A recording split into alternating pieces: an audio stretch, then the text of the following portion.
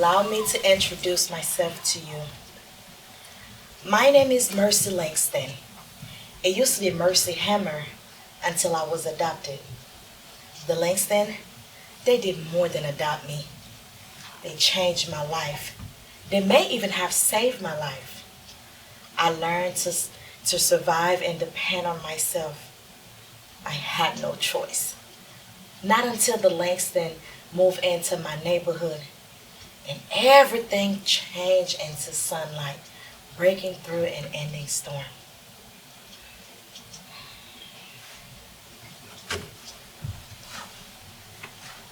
Dad, you really shouldn't be sleeping like this. It's not good for you. He hasn't been sleeping well lately. I worried about his health. I think he may be spending too much time in the past. I see you brought out that photo of me again. Do you remember that day? The day we first met? You were so young. A precious jewel hidden in a very dark place. I remember you followed me around the neighborhood as I took photos to document the area. You begged me to take your photo. But I kept telling you I would need your parents' permission. And then you said, that is not fair. Since, I forget exactly, what was it? I said I had no father, and my mother would not care. I think she might want someone to take me off her hands. She might want someone to take me off her hands. I do remember. It was the saddest thing I ever heard. And what made it so sad was that you said it so matter of fact. I was being honest. You was always direct and honest. But on this day, I didn't know how serious you were. I did not know you or know anything about your life or your mother. It was not until later I could understand what you had to deal with. I was just a scruffy 9-year-old, just following you all over the neighborhood. But you did promise me that if I ever needed anything. But I did promise you I would help you with anything, just as long as your mother did not mind. And then you looked away, like you were alone and lost. And I took your photo. I would have letting you take 1,000 photos. It was the first time anyone had ever paid so much attention to me. I didn't want the day to end. Oh, I didn't want to go home. After that day with you, I knew there would never be anything for me at home. And then came that night. A dark night of pouring rain and a knocking at our door. When Beth went to open the door, I remember her saying she expected it would be you standing there. I remember Mrs. Langston did not seem to be surprised to see me. She just said, come in out of the rain and get warm by the furnace. Oh, I was shivering, but it was not from the rain. Oh, it must have been horrible for you to see your mother laying lifeless on the floor. I tried to shake her to wake her, but she was not sleeping. And then the ambulance came and the police. I was surprised the police allowed us to keep you that night. I guess you made their work a little easier. Less paperwork. Yeah, that was the night that changed everything for us all. Beth and my lives became full lives when you entered our family. Mine too.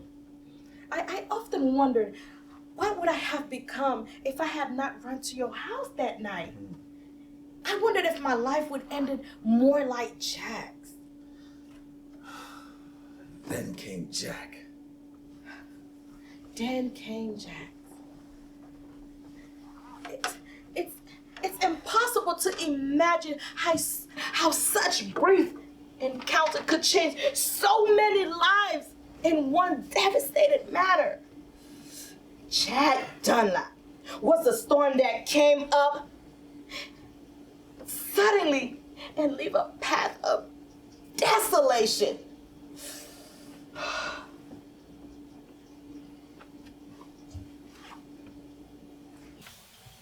You are looking better. How long has it been? All clean? Almost 2 years? No! Get out of here! Now, what kind of greeting is that? Same nightmare. Every damn night. Oh, the old demons are coming back to torture you. It's more fucking torturous than eating a goddamn fix. It's always you. You keep coming back. Every day I think I'm gonna get past you. And then the night comes and the nightmares. When will you let me go? It's not me. It's you. Get out of my head! Sometimes I think I was better off being high all the time. Being in the real day got too many memories. Memories? At least you have memories. What do I have? I didn't used to have to think.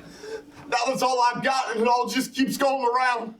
Stuff I don't want to think keep flooding my brain. It's your past catching up to you. Now you have to deal with all those feelings coming to surface. It's part of becoming human. It's time this all ended. I need to move on. I've got to move on. To move on, you must follow the steps. You need to write to Amstead.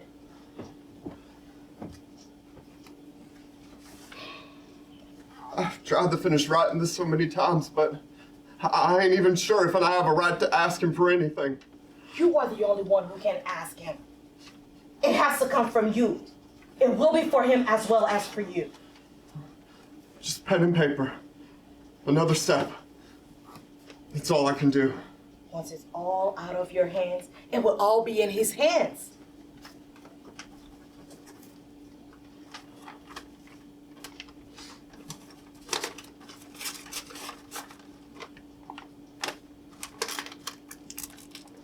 It's done. Not quite. What could he possibly have to write down for me? Maybe you should open it. How could he put words together on paper, fold the paper, insert it into an envelope, address the envelope, put a stamp on it, and actually mail it to me? Maybe you should open it. Don't, please, open it. Read it.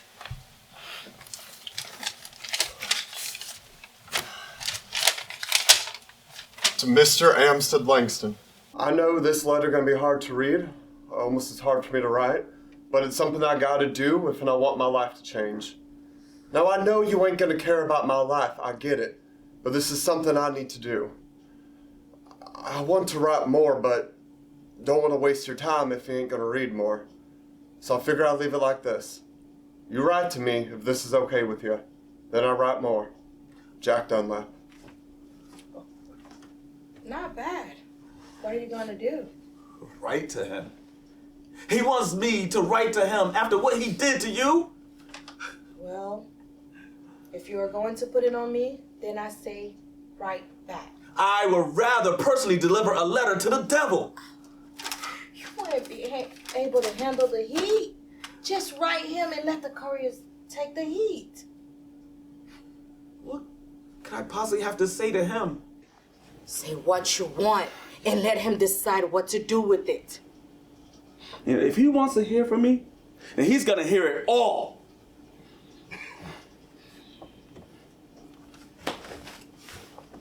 You will never know unless you open it. To Jack Dunlap, I begin this letter with hatred and anger. What could you possibly want from me?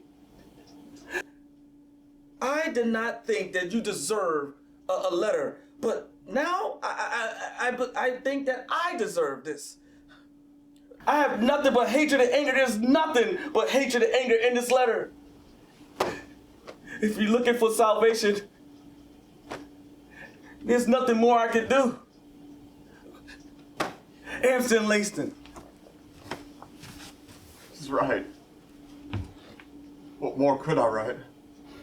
How could I expect any more? Typical Jack Dunlap. Giving up even before you get started.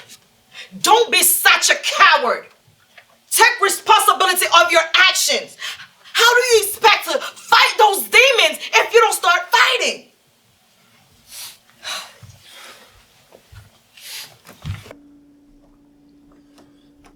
Dear Mr. Langston,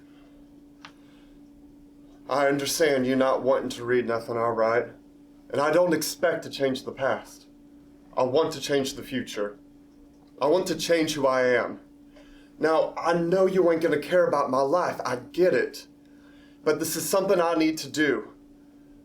I'm supposed to reach out to people like you and say I'm sorry and make amends. I don't know how I could possibly make amends to you, but I know I have to ask. I want you to know that I'm not the same person I was.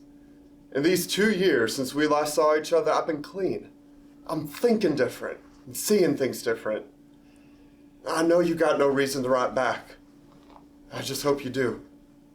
Jack Dunlap.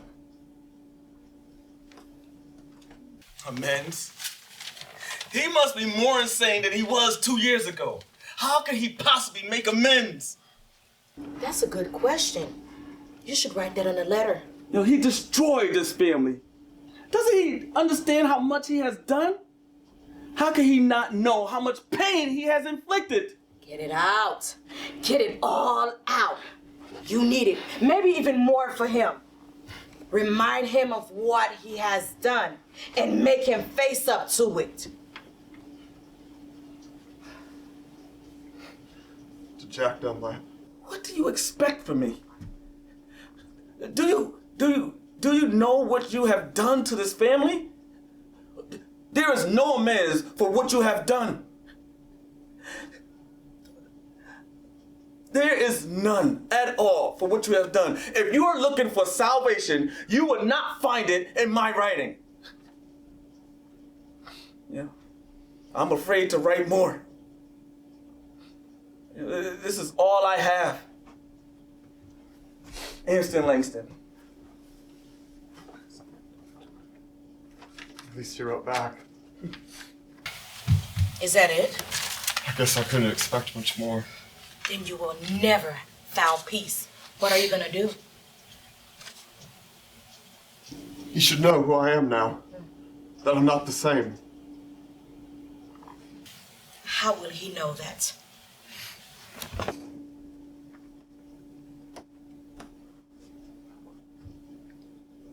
Dear Mr. Langston, I want you to know that I'm not the same person I was. I'm trying hard to change. If I could give you my life so that I could take back everything that happened, I would. I wish I could do that for you. There are things here that I could use to end what little life I have left. Now, if that would give you some comfort, I will do it. If your world would be better by me not being in it, I will give you my life. Respectfully, Jack. I see you got another letter.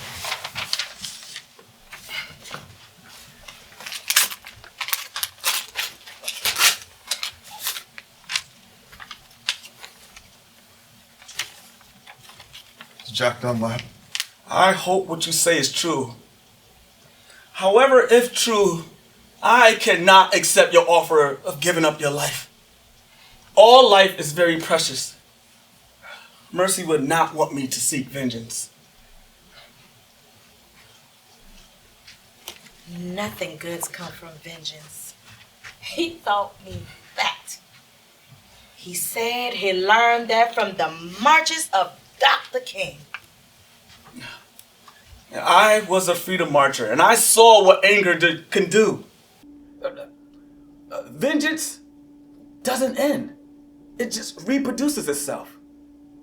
I hope you find a way to make a change. I always found that gardening was a way to find peace. It always gave me some comfort and hope. If you nurture a garden, you will reap the bounty of what you have tended. Sincerely, Amstead. He's trying to help you. I know he would.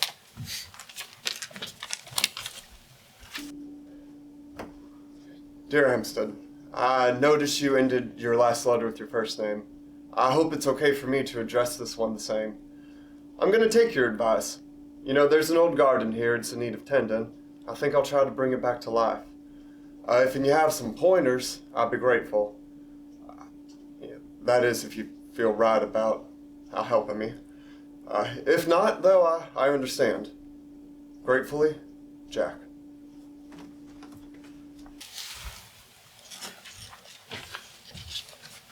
Jack, I am no expert gardener, but whatever I know, I will share.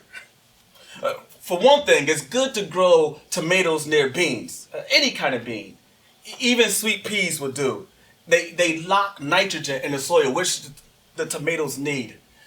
I'm not sure what the beans get out of it, but the sweet peas is always something to look forward to when they bloom. Let me know how the tomatoes turn out. The ones you grow are always the sweetest. Amstead. Dear Amstead, thank you for your advice. I realize, though, I never asked about you. How's everything with you? How's Mrs. Langston? Yeah, I don't want to pry, and you don't have to give me your personal info. I just didn't want to be selfish. Respectfully, Jack.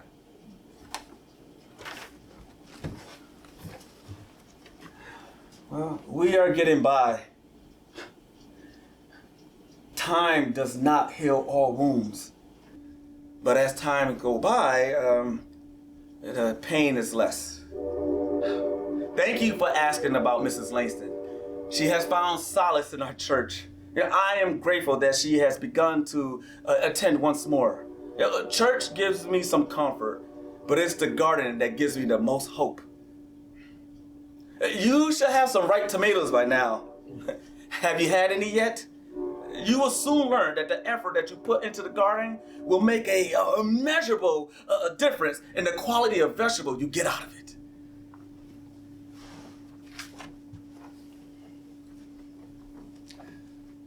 Dear Amstead, the tomatoes are almost there and I cannot wait. It's the first time in my life that I'm taking care of something besides myself. I suppose gardening's a lot like raising youngins. You know, lots of kids in my neighborhood never got the good tending. Guess you could say we needed more good gardeners more than parents. Well, I wonder if I would have grown different, if things had been different. Guess I'll never know. I suppose no matter what, I would have always ended up here. It was always gonna be me. Nothing more, nothing less. Jack. We both know that is not true. Well, we are who we are no matter what. You know that is not true. Jack and I came from the same place, but my life was different. You and Beth made the difference. Had you known Jack, you would have made the difference. You nurtured me and cared for me. I like to think that we made a difference, even for a short time. I hope we changed your life. You know you did. My life may not have gone as it was planned, but what I had with you and Beth made me a better person. If Jack had that same love and care that you showered on me, he would have been a different person.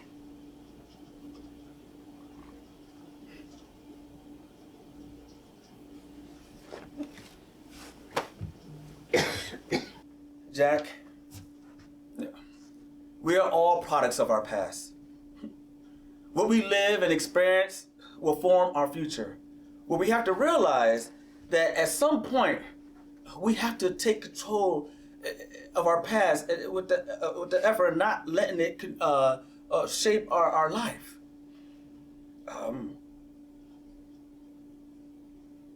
I hope and I believe that you are reaching that turning point. I don't know much about your life except that you did come from the same neighborhood as Merci. And I wonder sometimes about Mercy's life had she not come into mine and Beth's life. Not to say that we were perfect parents, but I like to think that we made a difference. You know, I like to think that your life would have gone down a different path had you had more support. You know, I hope you are working hard on making that change. The first steps would be to let go of the past and focus on the future. You are in control now. The future is what you make. You know, each letter I write, I am beginning to let go of the past. You should also. This is encouraging. Make him understand. Let him know what made you that person you once were.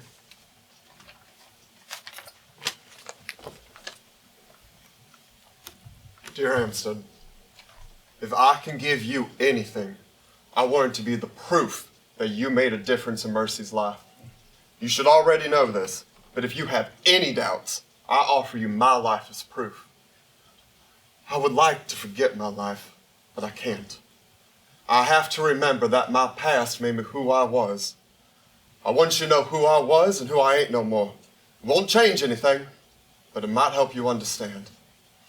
I can't ever remember anything of joy or being happy. The only memory I have of my father was him throwing my mother up against the wall and leaving. I never saw him again after that. My mother and me moved around. She'd get with some new guy, some new drug, until he'd run out of drugs, or died, or found someone younger. Then I became her whipping boy whenever nothing turned out the way she wanted. Then when I got older, she started selling me to get her fix. I was given whatever would knock me out so that I wouldn't feel anything, so that I wouldn't know what was going on. Got so that I couldn't see, so that I couldn't feel. I didn't want to be in the world anymore. Then, when my mom had her overdose, I started stealing and selling whatever I could do to make my own fixes. I wish I could change things, but I can't. I'm sorry, Jack. Is that enough? Is it? Why? That's a question he can answer, and only a question you can ask.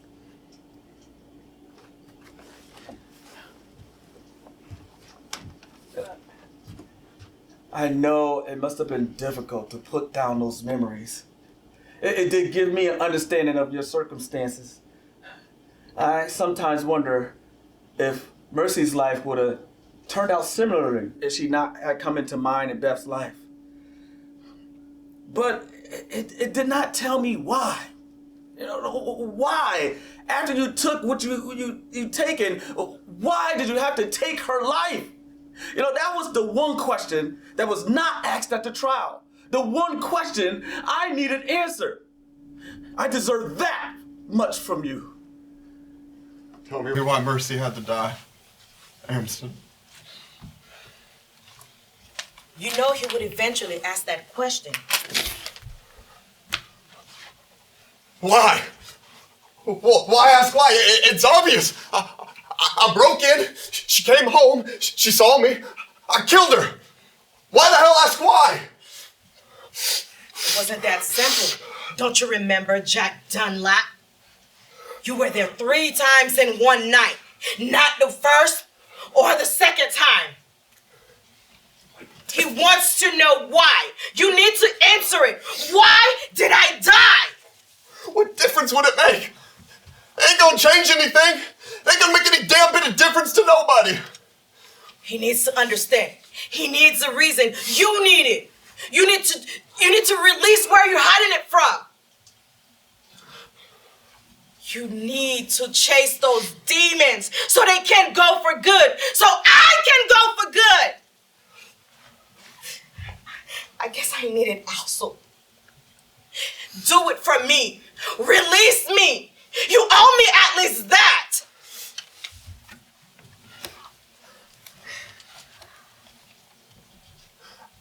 Amstead. I don't think this will help much, but I'm guessing I need to get it out. The man that met Merci was not me. It was the old me. The one who didn't care about anyone or anything. I needed to get fixed. I needed money. The only way I could think of to get money was to steal. That night at Mercy's was all an accident. It weren't planned.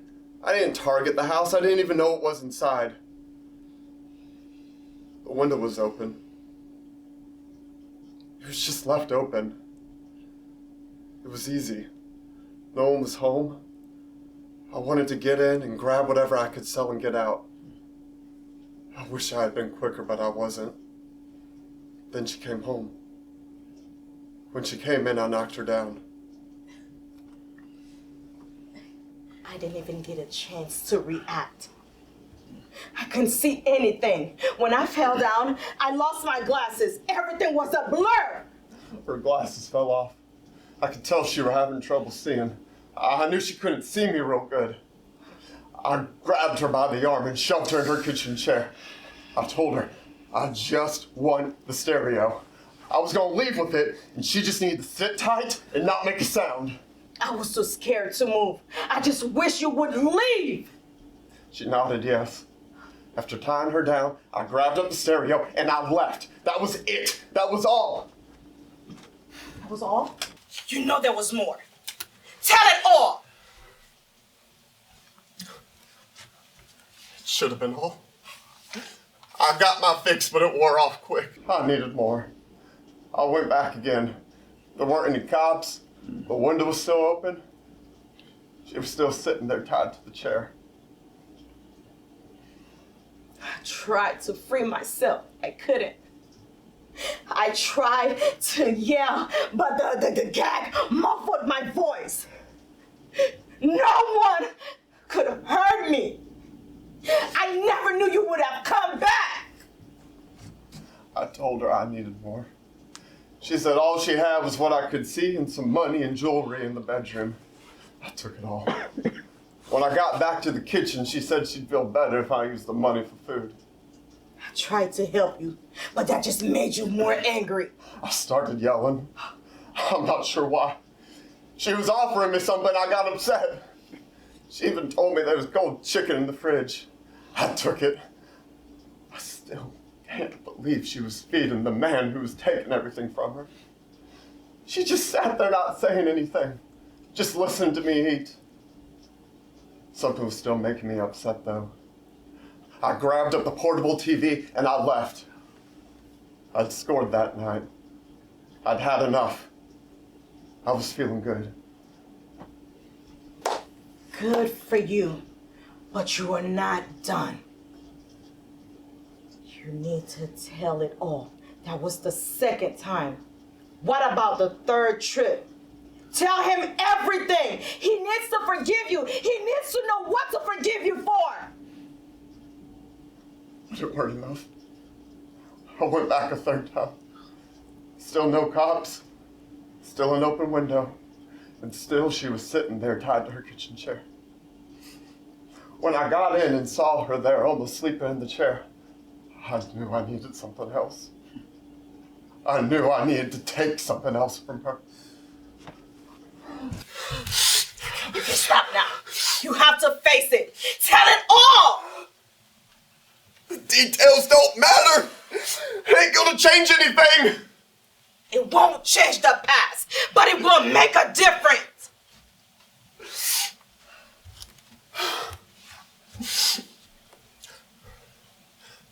There are things I never want to speak on. Things that I would rather forget. But I'm thinking for us. For us, we need to get past these things. How you have reached out to me when I never thought you would. And I need for you to know what I did before we can go on with whatever this thing is here that we're doing.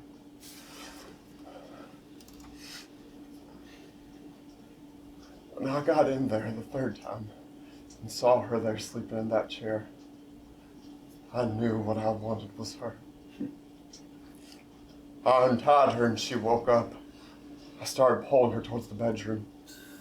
I think she realized what was going on because she started struggling for the first time. It was my first time being scared. You were so close to me then. I could see the anger in your eyes. I tried to persuade you so you could stop, so you could change your mind. She asked me to stop.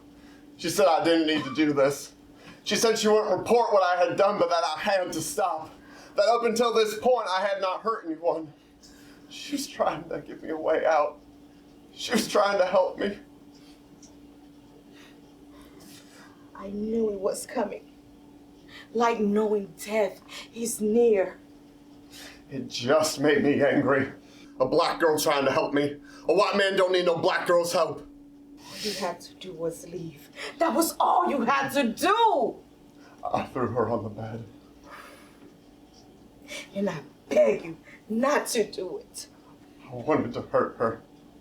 I wanted to take everything from her. The anger overcame me. I ripped her clothes off. I stood over her as I unzipped my pants. I felt no desire for her. Only hatred. Hatred for my mother and the men she sold me to. Hatred for the life I had gotten. And here was this little black girl who thought she could take it all away from me. I hated that she had a better life than me. I wanted to take it all away from her. Even then, I pleaded. Even then, you could have walked away. Even then, I even tried to help you. She told me she was a social worker and could help me turn my life around. I slapped her. I could see the fear and the tears. She was starting to cry. I told her to shut up and I struck her again. I felt the anger filling up inside me. I wanted to hurt her. I wanted to take everything from her. So I ripped her clothes off. I stood over her as I unzipped my pants. I wanted her to feel all the anger I had felt in my life. I jumped upon her and forced myself into her. I wanted it to hurt. I wanted her to feel all the pain I had gotten in my life. I felt it all. All those years in one moment. A lifetime of pain and hatred. It was a lifetime of anger in one moment.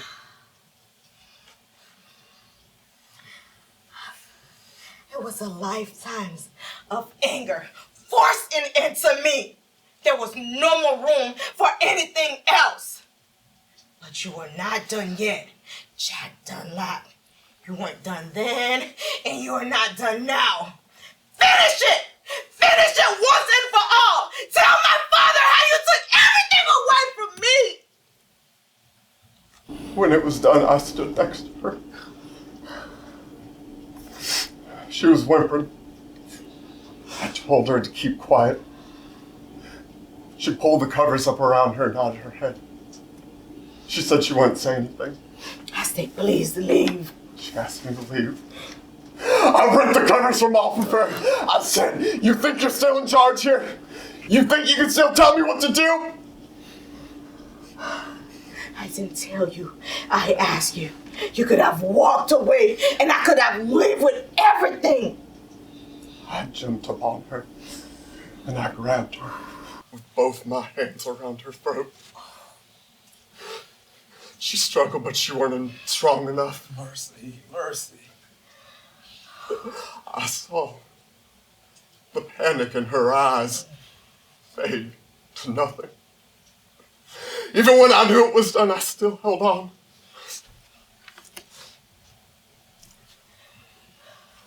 I stood there looking down on her. I could feel that every muscle in my body was rigid. And I was still not enough. But it wasn't enough. When you stood over me, what were you looking at? I stood there looking down on her. But all I saw was my mother lying limp in her bed. I thought of all the times I had seen her like that, and all the times I wanted to pay her back for what she had done to me.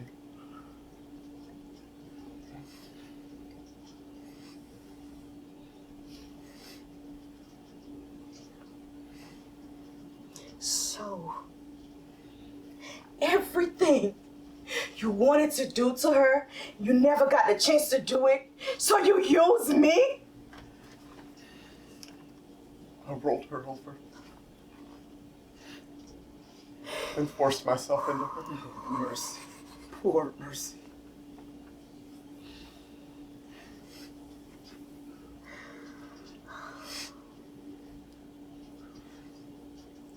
I wanted it to hurt.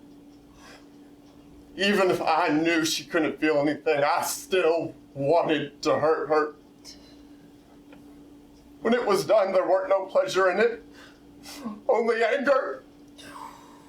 And it didn't make the anger go away. I took everything from her, and still I had nothing.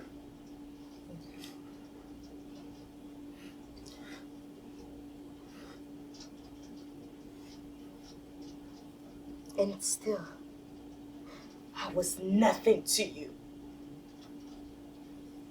She was still. I rolled her over and her eyes were still open. And even then, I saw the pity in them. I felt the rage rising up in me. I grabbed her hands, but I felt the warmness leaving her body. I folded her arms down and I covered her with the sheets. This was the moment you was almost a human. I stood there longer than I should have, but I couldn't move. After some time, I got up and left. I didn't take anything out with me. I'd taken all I could.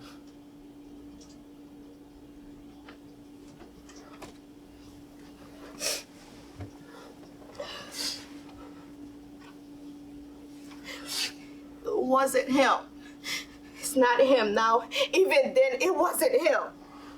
He was what life made him. All she wanted was to help you. She did not deserve this. No one should die like this. All she wanted was to help. But I could not help him. I was a piece of object. It wasn't me he wanted to kill. What is left? He took away my whole life.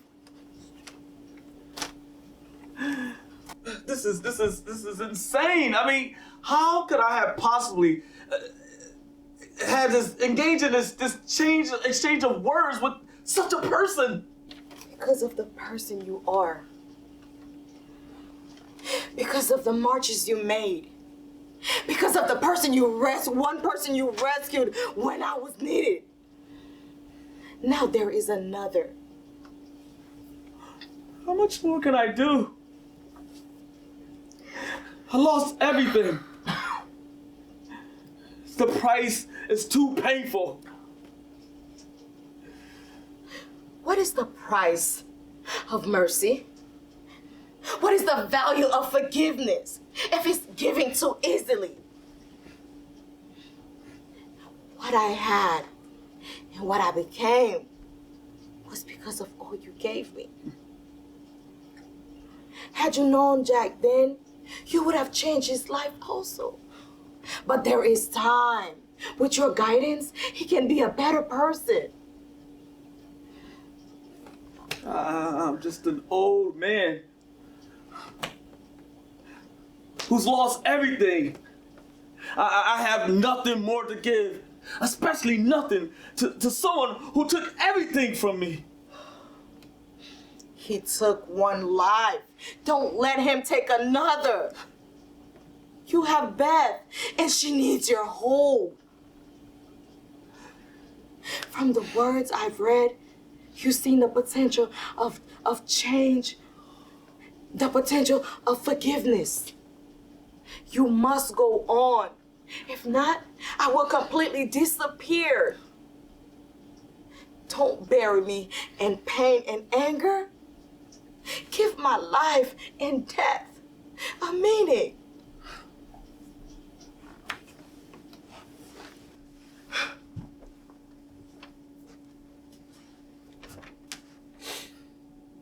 Jack, I am a father without children. And all I have is memories. But it's because of those memories that I continue to write to you. I don't want the memories of Mercy to wither away. But I know if I hold on to the grief and anger, her memories will be tainted. I want to honor Mercy. Keep her alive as she always were. But I will no longer consider her death. When I look at her photo, she would not want me to seek vengeance and waste away in anger. She would want me to live as I always did, strive as I always do.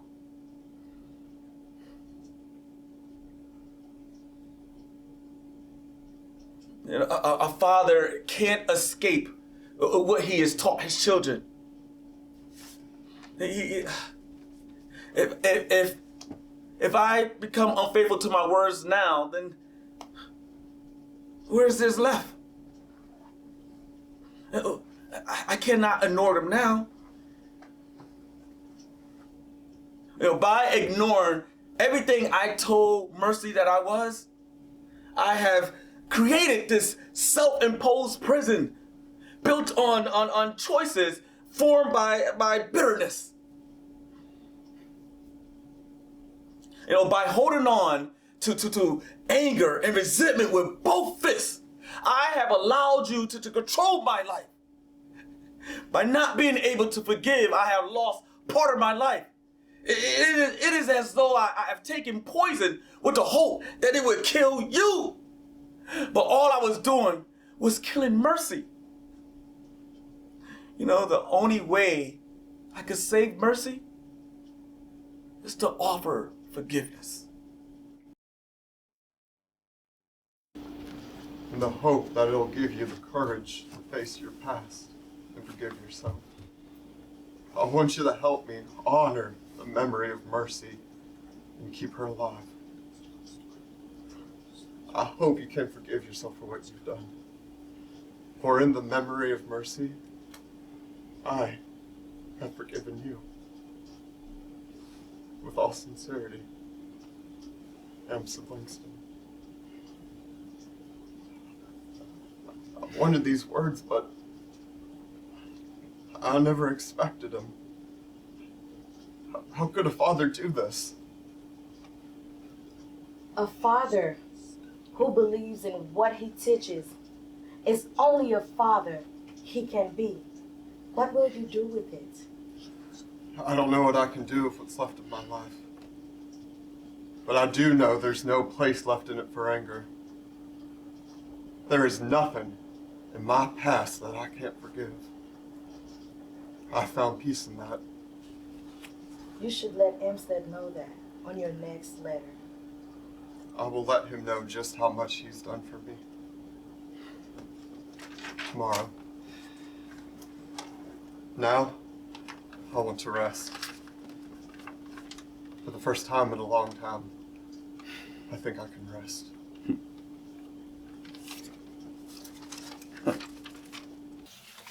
How strange. It seems brighter. As though there's a light inside of it. How bright you are.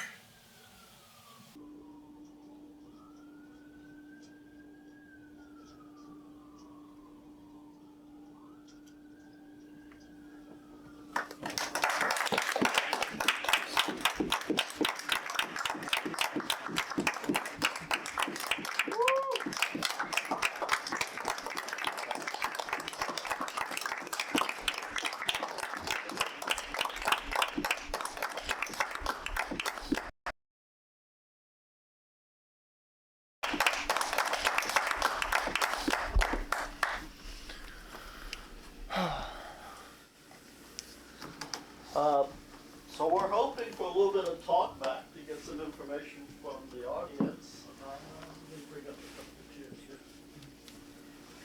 Does anyone have any questions, any remarks? Powerful, very good, yeah. And a little bit reminiscent, or I feel what's happening now in some of this too, things that are happening out in the world. So, yeah. So, yeah. So That was mentioned yesterday also. Yeah. I was wondering, how did you feel about the character of Jack by the end of the play? Anyone? Any changes? No. No. There's no wrong answer. You can still hate him. Yeah, no, I just hated them all the way through. Oh, I never hated him. I knew he was a victim. I don't think it changed for me. But there was a question that I had with regards to this, because it seems like it happens in a void, which is great, but at the same time, I wasn't sure. You talked about Dr. King. Am I down south? I hear the accent. Am I in Chicago? Am I in Boston? Am I in rural, North Carolina? Where exactly is the play happening? To me, mattered because of the dynamics of the country and regional dynamics. So your accent kind of cued me, but I was like, well, they don't have that accent, so did she move?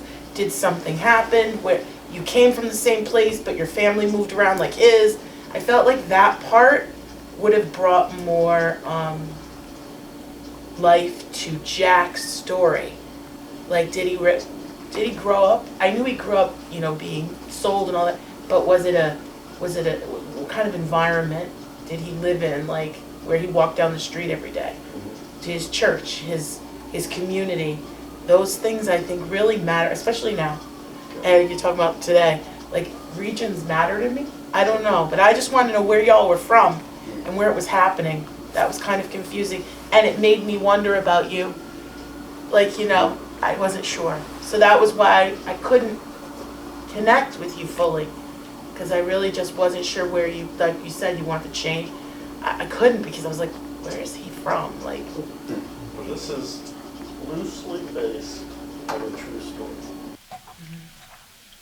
And the true story is the father is actually a white Mormon who heard about Martin Luther King and wanted to work with him. So he moved into Martin Luther King's neighborhood. And he met this little girl and adopted her from that neighborhood. And Merci and Jack were supposed to have grown up in the same neighborhood. And the reason why Jack's dialogue is so much different is because for me, when I write a script, I want there to be different voices. I would like each character to have a different voice. So Jack to me was just someone who was just completely undereducated and just left to be on his own. And it's this ideal that Merci came from the same neighborhood, but she got a different influence. So her life was different than what Jack's life was like. that makes complete sense. When you talk about the Dr. King connection, for me, I don't know, like, I think that's a real big part of the back of the story that you know. And now that I know, I'm like, oh, it kind of, like, historical fiction kind of sits with me. I wish I knew that about his story too, because I think that's a real powerful part of your story, whether you're white, black, green, or whatever. And that's part of your story and part of your story. And now I know you're in Alabama, and I'm like, oh, that's a big part of, I mean, jail in Alabama is not really pleasant. You know, it's a different thing. So the criminal justice system there, the electric chair, all that stuff, like, I mean, it's just such a powerful stuff that went on and still goes on. So So I wish that would be more. I don't know how, but I want to hear more about that connections. Yeah, more of the puzzle 40-minute pieces. play, so something could be added. Yeah. Yeah. Make it full. Right. So this is the third time I saw it, Yeah. and it got fuller every time. Jack's story got a lot worse tonight. The atrocities. Yeah. But what you just explained now explained something that had me just like confused. He would say, pain he has inflicted, what he has done, would not want me. That's not how people talk. Most people talk, you know, what he did, you know, but your language now, if you're trying to be a educated guy, Mormon, well, that explains a lot of the language being so formal, I guess is the term. Wait, and a lot of times when I have different characters, sometimes what I'll do is give one character all of the conjunctions, and another character may not use conjunctions at all, just to show a difference in their voices. Okay. That's all I noticed, but thanks. Sure. So did Mercy then move out of the South to be with her adopted parents? No, because the adopted father moved into her Okay. neighborhood to be closer to Martin Luther King. Got it. Okay. Yeah, going along with what you said, helping to tie some of those things together would add another dimension to your character specifically, and the impetus for maybe just like how your life transformed and how you were kind of left to suffer or languish in a community that wasn't serving you, and how you led to retribution to kind of deal with it. Okay, so you get a feeling that most people, their feelings didn't change about Jack. Were you willing to accept the father forgiving him?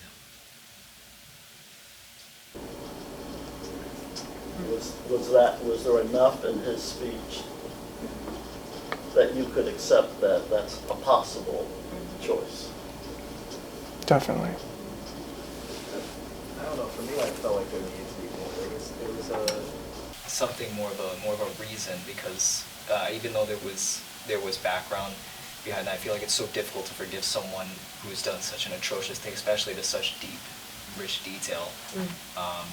And beyond that, there's so much of a big history of black women being raped by white men that it just goes so deep and deeply entrenched into to black history that you feel that the father would feel an even deeper type of connection that goes or a deep sense of anguish and frustration that just goes beyond his like maybe his own values, and just sort of anger that he just can't contain. And so for me, I feel like there definitely needed to be more of a reason, or even just more of an argument back and forth between that. Actually, I should have answered the question before as well, but like about Jack, my feelings definitely didn't really change with Jack. I thought that you did such a good job with Jack that I hate him even more than I did Yeah. first with. And that happens, yeah. Yeah. And I knew exactly where you're coming from with that, yes. Well, that happens one of my favorite lines in the play is when the father says, "A father cannot escape what he has taught his children." So all of Mercy's life, he's been teaching her about being against vengeance and, teaching her to be, more forgiving and to find mercy and to treat people well. And even when she's about ready to be attacked, she's still trying to help him, still trying to persuade him not to do what she knows that he wants to do. And I just believe that was the father's arc. He went through all that grief and misery and anger, and he got to a point where he said, I have to be the man I told Mercy I was. And I think that was his belief that he had to forgive. Well, don't they say, when you forgive, it's more for the father to let go of whatever it is that he was dealing with. So the forgiveness is not really, Right. to me, so much to save him. Right. Whatever he's gonna do with his life when he come out of jail, if he ever, because I don't know, it didn't say how long he went to jail for. So anyway, so it won't matter. The forgiveness was for the father, for him to move on, so that he can, and then for her to feel like she can be released and go There be you at go. peace. Yes. So to me, it really doesn't matter what happened with Jack. It don't matter. Whether he wants to take that to change himself, that's something he's gonna have to do, if that's what he wants to do. But did any of Jack's past give the father the understanding that what happened with Jack, was it really in his control? Was it really who he was supposed to be? And that might made it easier for the father to forgive. And I do agree with you. I think forgiveness is more for the person giving forgiveness. I think I'm sorry, I mean to cut you off, but it wasn't about his backstory for me with the understanding of the relationship. That relationship was made about gardening. Yes. That's where the relationship happened. That's where it sprouted. It didn't sprout from him. His background was sad, and it maybe tilled the soil a little bit to make the garden grow. But it was really that, there was a really powerful message about finding common ground through like something as simple as gardening with people who are angry at each other, people who are diametrically opposed to each other. You've hurt, but yet you both can grow from gardening. I think there's something in that that's really beautiful, that you found that in the play, and I thought that was like the greatest part of the play. Aside from all the other stuff, that was just like, wow. There's a lesson there that you can really take away. I don't know. So that's why I think that's where it came from, not so much his story. It definitely happened before I heard his backstory. Yeah. So, with Mercy's subconsciously reaching out to us, either one of us, and helping me to get back to who I were as a person and being there for others. I did that, like you said, it was that change where I always found gardening. It humanized the find relationship. peace. I could see it in you. And so by him, Yeah. going back and forth to garden, it's like, Yeah. okay, we can relate this way. Yeah. But then, of course, that lingering question was there for the character, which is why. And don't forget, he was not, although he did hurt Mercy, but it really wasn't Mercy he wanted to hurt. It was his mother. But because he did not get a chance to do what he wanted to do to his mother, which is very crazy because he would have raped his mother, Yeah, but Mercy happened to be the victim there. But if we look into reality, we're gonna put all this thing aside. Even till this day, there are kids when they get abused at their home, they take it out on another kid at school. And it's not the other kid they're taking it out on. It's because they don't have the power to hurt their parents or whoever's hurting them yet. So whoever they feel like they have the power over, and that's not even gonna defend themselves back, that's what they're gonna take it at. It's like a misplayed anger. Yes, like I can give a good example like I gave last night, and I finally, can talk about that. I was born in Haiti, and I came here when I was 11 years old. And the first word my father said to me was, I am going to beat you every day of my life. When he said that to me, I'm 11 years old, yeah, whatever. Well, guess what? What he said, he meant it. He signed behind what he said. The second night of me being in the United States, this man bam, slapped me. And mind you, I'm a big girl now, but I was a tiny little person who had nothing. Not a grown woman, just a little tiny little person. I didn't even look like I was 11 years old. He started beating me every day, slapping me like I was his street person. He didn't know why he was beating me, but he was beating me, slapping me every day. From the age of 11 years old to the age of 19 years old, this man has been slapping me and beating me, ripping my clothes off, beat me with a belt, beat me with a switch, for no reason. I got to the point where I accepted that beating. I let that beating make me a strong person. And as I got older, I couldn't hurt him. But when my brothers would say something to me or do any little thing, all I wanted to do was to pull a gun and shoot my brothers. But is it my brothers that I really wanted to shoot? No. Every time I look at them, I see my father into them, and I wanted to hurt them. But thank God, with the prayers of my mother, I'm a strong believer, with prayer. And thank God that never did happen. But it hurted me till it stopped hurting me in 2023. And how it stopped. At 19 years old, when he slapped me in front of a whole congregational church. He ripped my clothes. My body was well developed then. I had a little body on me. Then he ripped my clothes. Can you imagine all these men seeing my body? He slapped me and I stood up. I said, I have two choices. I'm going to free myself by running away, or I'm going to hurt you, which you're going to kill me.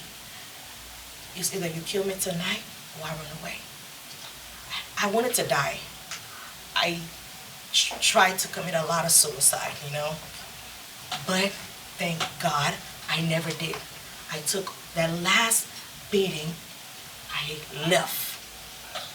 And as I got older, my pain turned into strength. I kept doing better. I could have stayed in the street, but I kept doing better, do this, and everything to make the story even shorter. I moved to California, trying to find myself. And I searched for therapy. I went to those places where I said, I need help. I went to a clinic for no reason, and I just walked to a nurse. I said, please help me, because something is telling me to kill myself. Right then and there, they got me help. They helped me for such a long time. A couple of months later, I got a phone call from my brother and said, hey, I need help with Dad. Dad got a stroke, had a stroke. Packed all my stuff, left everything behind, drove. 34 hours of driving by myself. And as I was driving, I'm like, what am I doing? This man beats me all my life. Now I have to hurt him. But then I wanted to take the revenge back because now I have the power. When I got there, I couldn't do it. I could not take the revenge because he lost his vocal now. What good it is. Is nothing gonna make me feel good. Then a week before he died, I just had to forgive him. And I forgave him. He didn't know if I did or not, but I forgave him. And he could see it. And I could see the regret maybe in his face, like, oh my God, I can't talk, I can't do nothing. My daughter is helping me. This is the person I said I never wanted a daughter.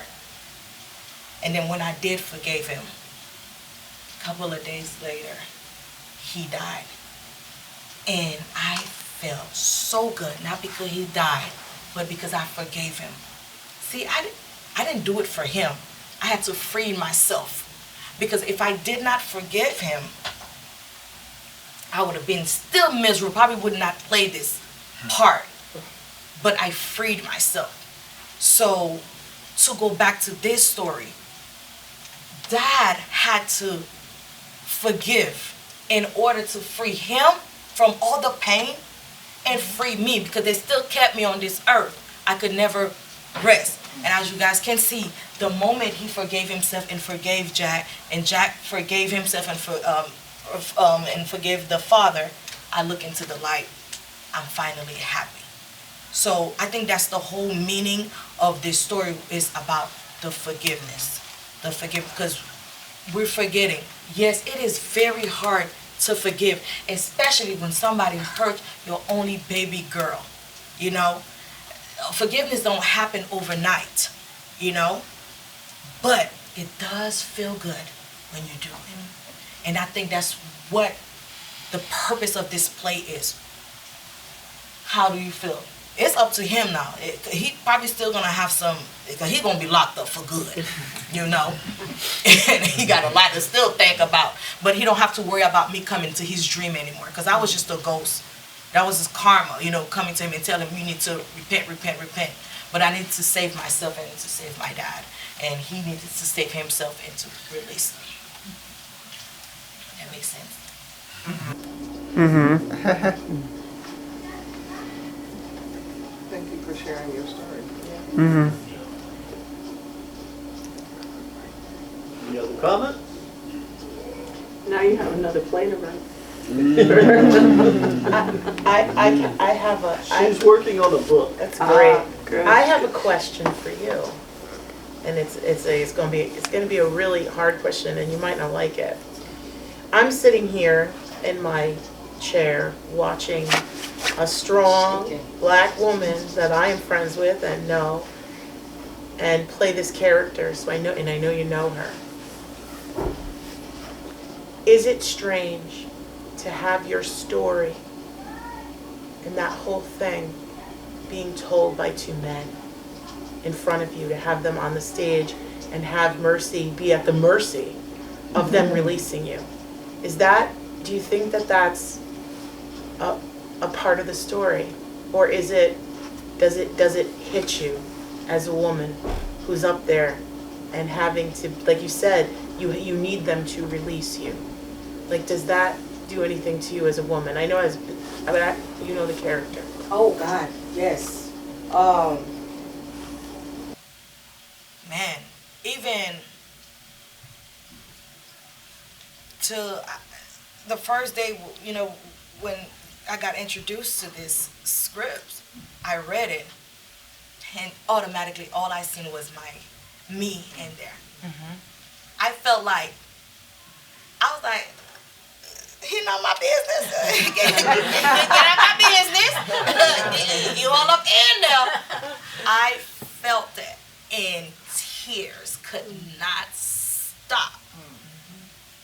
And I wanted to back down, but I said, no. I have to help some of these women out there, some of the girls. They need me, and it does not matter what color it is. I had to do it. Yes. Even when I was on stage yesterday, I cried. Today I was a big girl. I'm getting over stuff. But You're helping yourself, too. Yes. Yesterday I cried because there was a moment when he said he didn't have no pleasure of pleasing me. He forced every anger in me. Those things happen. You know, I may not got raped, but my dad did. This man beat me like, and I never got in trouble in school. I was such a good girl. I'm still is. And for somebody to and my dad a big, tall man. So imagine getting pimp slapped by a big man, and that's not even a stranger. That's your own blood. So I had to, you know, put my story in Mercy's spot. And I had to listen to these men because it did hurt. Listen to them talk about it. Yeah, listen to talk about it. Listen, trust me, I wanted to touch them. I wish the ghost could touch them and really pinch them and make them, that's what you get. But yeah, it did. It was hard to watch them, you know, talking about Merci, but Merci had to do it so Merci can get released. Yeah, so I don't know if I answered your question. Yes, you did. Okay. Makes sense. But don't you think it was your strength and what you were saying and what you were doing? You were basically initiating their dialogue their actions. You were in more control than they were. Yes. And I feel like it was me that made all of this happen. Okay. Yes. It would, trust me, it was not gonna be happen if I didn't step up and say, now what kind of greeting is it? That's them old demons coming back to torture you. Because I was gonna torture him until he tell my daddy what he did to me, everything he took from me. Because my daddy was suffering and I did not want my dad to die in pain and anger. I wanted my dad to be free. And I knew that. To save both of these men, especially the one I love, I had to get through him. Although he was stubborn, but I had to keep in order for me to save the person that I love. And your father would not have written the first letter had you not been behind him Yes. saying, Yeah. only a question you can ask. Yeah. He couldn't see me, but he felt me because I was right behind his neck. Get it out, Daddy, get it out! And wait till you see the video, because when you're behind Jack, screaming at him, I know. and you should see the pain you put Jack in. I have a question. How did you feel playing that part? When I read it the first time, I was scared.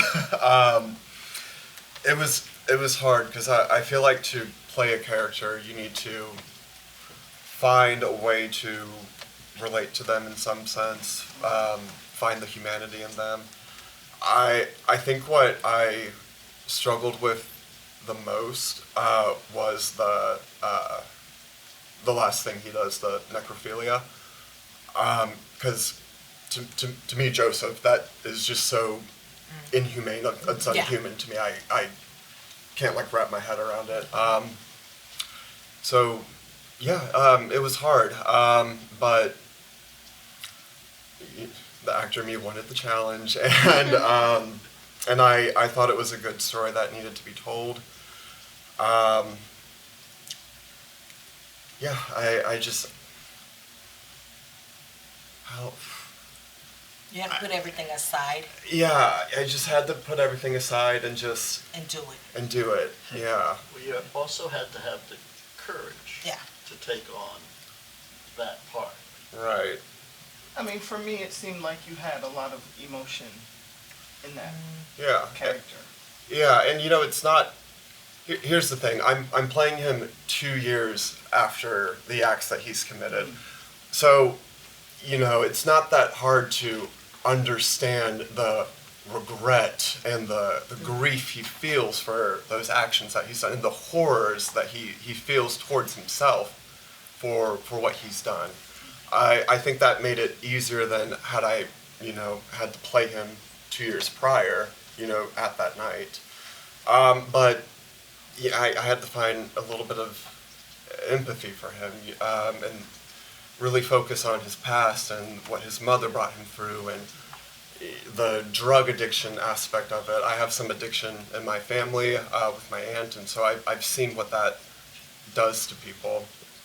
And I guess all those things sort of helped me to form this character and try to understand what he's gone through and what led him to being the way he was.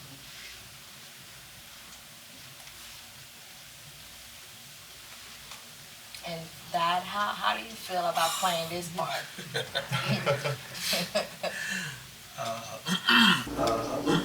Well, when I first got the script, you know, I read through it, and you know, I was taken back by how the story turned out. I was like, wow, this is an interesting story.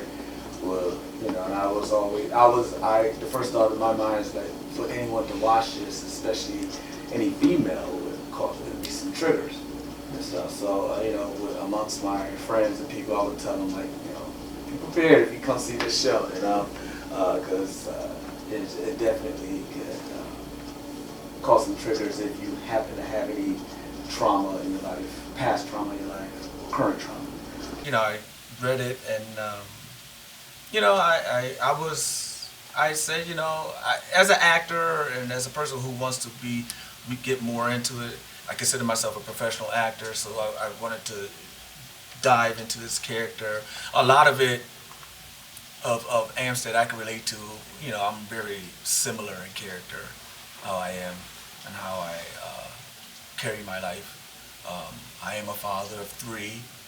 1 daughter, 2 sons. Of course, we're protected with my life, and if something were to happen to them, of course, So it does come down to that point, like, would I be forgiving? And, for me, knowing my core spirit of a person, eventually I probably would get to that point because, throughout my life, hearing stories, doing the kind of work I do, I work in the mental health field, and I've been around many people who share their trauma stories with me, and what we talked about tonight, of reaching that point of forgiveness and stuff. Me as a person, I know, eventually I trust in how I truly am that I probably would reach that point, but in the beginning, no way. I will want to kill myself if you touch any of my children, like in that manner.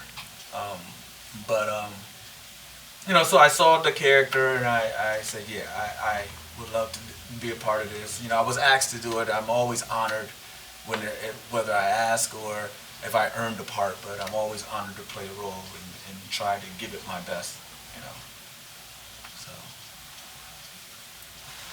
So it's a relatable character for me. Now, from what you all, heard from us, would you forgive him for yourself? I told you the other night, I don't know. And I'm a parent. It's hard. Yeah. It's But hard. I still think it's a great story. And it needs to be told because forgiveness is such a powerful thing. And tonight, y'all rocked it, but tonight you made me weep more. Mm-hmm. Like when you were really expressing to the dad. You were so strong. Thank you. Yeah. Yeah. I will say, yesterday you said no, and today you said I don't know, so I don't know if I could forgive, but I could see, I could feel your pain even more tonight. Yeah. Talking to you. Yeah, I mean, he's hard. I mean, even now I'm still kind of feeling like, from it, but I think he's just what life had made him. Like unfortunate circumstances. We talk about how Merci and him came from the same neighborhood. The 2 characters are, just showing like 2 different paths your life can take. Like, what if it was Jack who was running around the neighborhood and Amstead wanted to take a picture of him? Could have had a completely different life. Well, in real life, the trials come out like whatever the story is. And you got the people who are digging because they're trying to find out why did it start. And then when they find out, like your past, your mom, then people say, well, now I kind of get it. Why it happened. Not saying it's a reason or an excuse. But even today, people dig trying to find out what caused the triggers for it to even take place. Because you're not born that way. So what caused you to become the person you were? And we investigate that every day when people, because I'm in healthcare too, and some of this stuff, you're like, how did this person get here? And then you start finding that, and you're like, oh my God. And then a part of you even becomes a little sensitive to them because, like I said, you're not born this way. You're kind of made.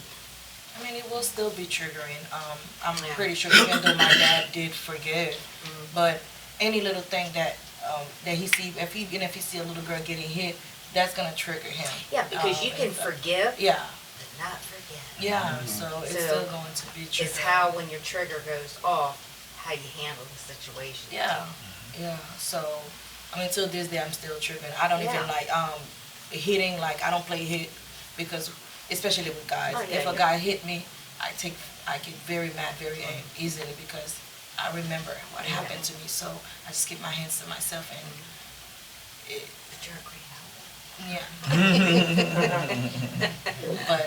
but yeah, it's still trigger. It's a lifetime thing.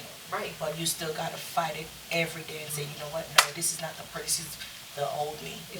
I'm a new person now. I must go on. I must go on. I must go on, and don't let it tear you apart again. And the way yours and Jack, I just thought about this too. Like in real life, this happens, and Jack becomes this new person. Jack might be the role model that helps the other inmates as they come in. Yeah. That could be the new purpose in your life. Yeah. But he's gonna be locked up for good. Yeah. But we still need role models in there, you know, to help. Ain't nothing free here, baby. I want to ask you the true story. What happens to the character that's Jack? How do you mean? He stays in jail. He's still in jail? As far as I know. Okay. Yeah. I believe Jack is gonna be locked up for, I think it's a lifetime sentence. Yeah. Because he did more than killing her. He robbed her, he raped her, then he killed her. And then he raped her again. Then he raped her again. So all of that, and each of them are counts. So Yeah, if he didn't get life, he has a death penalty. yeah, I don't wish death upon him, but baby, he gonna be locked up for good. Yeah, he needs to be locked up because when you make the bed, you gotta lay in it. Just because we forgive you does not mean you get to be free, because even God forgives you, but you still get punished by him. So he needs to face his punishments. Yeah. One thing I thought about was time, right? And how, so when I was younger, right, how I was then, what I thought I would do, is very different than how I am now. Yeah. So when I think of that idea of forgiveness, I don't know, when I was younger, that wouldn't have been my go-to, right? It's what you grow into. And having had something done when you were younger, have to travel all this way to where I am now, and then things start to change. Yes. Right? So, as you were saying though, it's some of those things are still like embedded, right? And so you can't just really like just say, okay, this doesn't affect me anymore. It does affect us. But I think that to the question of would you have, what do you think about for the forgiveness piece of it? I think that it would change over time.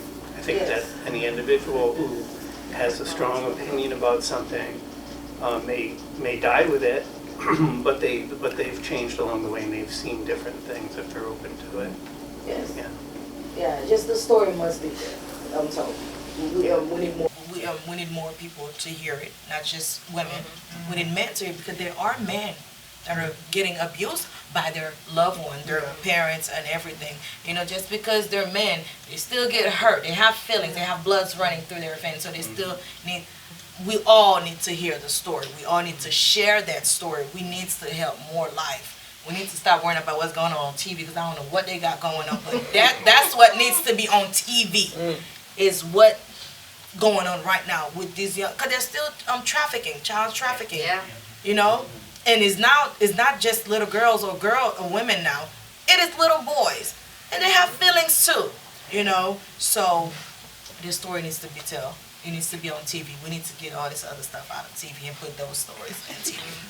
Yeah. And also beyond that too is that you have this specific story that people can relate to, and there are things that are outside of that. Like what you told, that story you told, totally reminded me of my brother used to beat me up when I was younger, and he said, I don't know why I did it. And I was just writing a note to Doug. I was like, yeah, I know why. Our dad used to do that. So and the worst bully, right? I would not mind if a man had beat me from 11 years old till 19 years old if it was a strange man, because I knew that's a stranger. The person that's supposed to protect you, your protection, the person that's supposed to give you all of that shield to cover you is the one that's tearing you apart. Now you don't know who to run to. You don't know who to run to, so. Well, thank you for sharing that part of your story with us. You don't have to answer. I don't know if you can hear the accent. Mike says, all right, hey Shelly. so your dad was here, you moved here to come visit him? Or- My dad, yes, my dad's been here since 71. Then he brought us here in 98. You guys were great. Thank you, Tina. So was it your mom, your other siblings, or was it just the siblings that came? No, he brought mom and us. Okay. He brought all of us together. He got some good, you know. So I know we have to remember the most of the good and forget the bad. You can't. Hurt is hurt. You know, but that was his first word. Right when I got out the airport, I was mind you, a little tiny little thing. Because I think I'm trying to understand. Because I mean, I came here too from Haiti. My dad, was living here or whatever. His thing was we weren't gonna speak Creole no more in the house. 2 days later, so I'm just trying to understand like why would the first thing he wants to tell you is that he was gonna beat you when he doesn't even. He didn't raise you. Because to me it's weird. Yeah, like, because I feel like there was definitely something wrong in his head for him to say to you he was gonna beat you. When demonic spirit is attacking you, it's attacking you whether that's your child, that's your mother, that's whoever. That's demonic spirit. Two things. It's because that this man probably was hurt from the past and he wanted to take charge. He wanted to feel like he has power. So he did it to somebody that couldn't defend themselves. But the moment I stood up for myself, it was a different story. He couldn't do it again. So just because he was my father does not mean he was a great father. Does not mean he was a great man. What about his past before he had me with my mother? I wonder what he did to my mother before he had us, Well, that's what I said. Like, I can see maybe like, do you used to go to Haiti and visit you guys? No. So the first time you come here? First time I met him because he left me when I was like 2 years old. And then that was the welcome to America. And that hurt to this day. But it hurt. I never let it destroy me. I think when he said that I was so strong as a little girl, I never gave up and I always put a smile on no matter what. I never called police on him. I could have, but I said no because one day I know I'm going to gain that power. And I waited till 19 years old. I did gain my power. And I stood up to him. I said, this is your last punch. So I hope you enjoyed it. Because the next time you punch me, I did say that I was going to murder him by poisoning him. And I meant every word. But thank God for the prayer of my mother. That even though I had a bitter side on me, there was a good side that the prayer was covering me. It was a battle. I had to fight my demons, And I had to win. Because it was death or freedom. And I chose freedom. And my freedom overcome him. He lost his power. And I gained all my powers. And that's what Jack had to do. And that's what Dad had to do. So, yeah, sadly, but it did happen. But he's now gone. I forgive him. Here I am telling the story.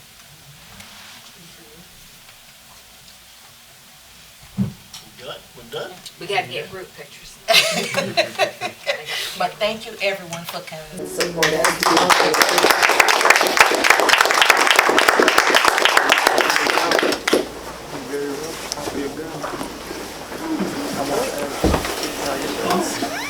So good over here, However you want to talk to me, I just